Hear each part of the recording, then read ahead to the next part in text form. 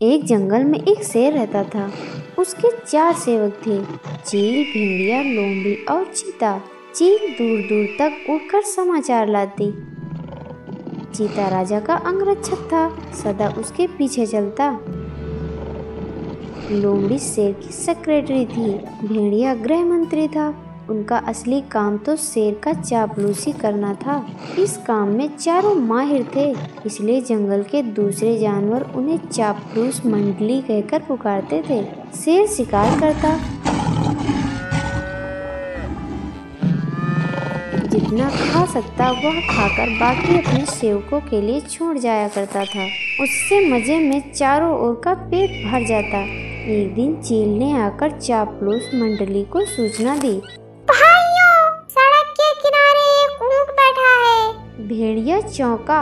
ऊंट किसी काफिले से बिछड़ गया होगा। चीते ने जीभ चटकाई। हम शेर को उसका शिकार करने को राजी कर ले तो कई दिन दावत उड़ा सकते हैं। लोमड़ी ने घोषणा की। यह काम मेरा रहा। लोमड़ी शेर राजा के पास गई और अपनी जुबान में मिठास घोलकर बोली। महाराज, दूत ने खबर दी है कि एक ऊंट सड़क किनारे बैठा है। मैंने सुना है कि मनुष्य के पाले जानवर का मांस का स्वाद ही कुछ और होता है। आप आज्ञा दें तो आपके शिकार का ऐलान कर दूं। शेर लोमड़ी की मीठी बातों में आ गया और चापलूस मंडली के साथ चील द्वारा बताई जगह जा पहुंचा। वहाँ एक कमजोर सा ऊंट सड़क किनारे निढाल बैठा था। उसकी आंखें पीली पड़ चुकी थी। उसकी हालत देखकर शेर ने पूछा, क्यों भाई, तुम्हारी ये हालत कैसी हुई? ऊंट कहारता हुआ बोला, जंगल के राजा, आपको नहीं पता कि इंसान कितना निर्दयी होता है। मैं एक ऊँटों के काफिले में एक व्यापारी का माल ढो रहा था। रास्ते में मैं बीमार पड़ गया, माल ढोने लायक नहीं रहा। उसने मुझे यहाँ मरने के लिए छोड़ दिया। आप ही मेरा शिकार कर मुझे मुक्ति दीजिए। ऊंट की कहानी सुनकर शेर को दुख हुआ।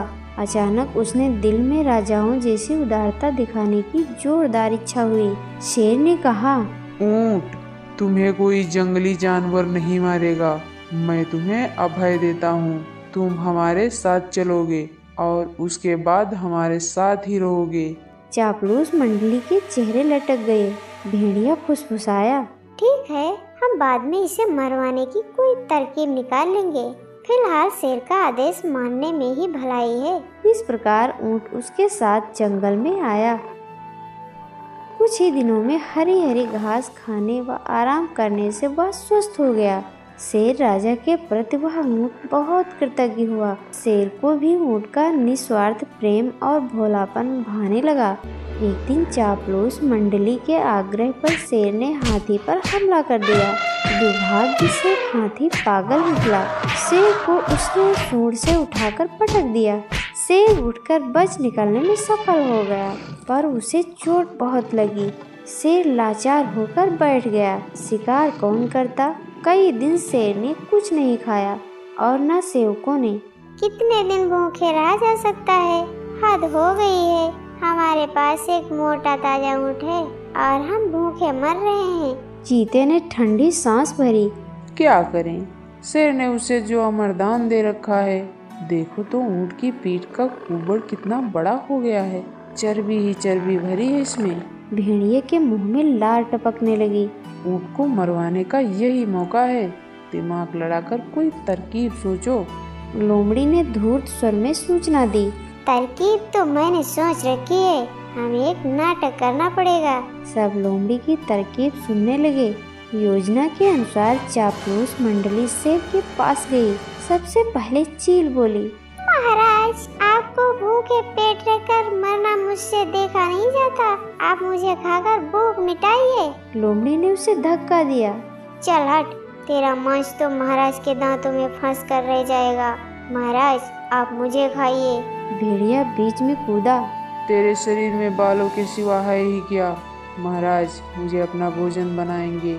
अब चीता बोला, नहीं, भेड़िए का मांस खाने लायक नहीं होता मालिक। आप मुझे खाकर अपनी भूख शांत कीजिए। चापलूस मंडली का नाटक अच्छा था। अब ऊंट को तो कहना ही पड़ा। नहीं महाराज, आप मुझे मारकर खा जाइए, मेरा तो जीवन ही आपका दान दिया हुआ है, मेरे रहते आप भूखों मरे या नहीं होगा। चापलूस मंडली तो यही चाहती थी। सभी एक स्वर में बोले, यही ठीक रहेगा महाराज, अब तो ऊँट खुद ही कह रहा है। चीता बोला, महाराज आपको संकोच हो तो हम इसे मार दें। चीता व भेड़िया एक साथ ऊँट पर टूट पड़े और ऊँट को मार डाला। इस कहानी से हमें यह सीख मिलती है, चापलूसों की दोस्ती हमेशा खतरनाक होती है।